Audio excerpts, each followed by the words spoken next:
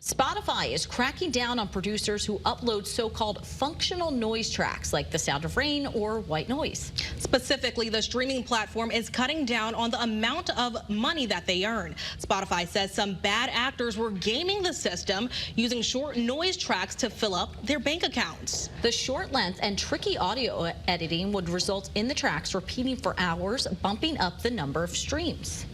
And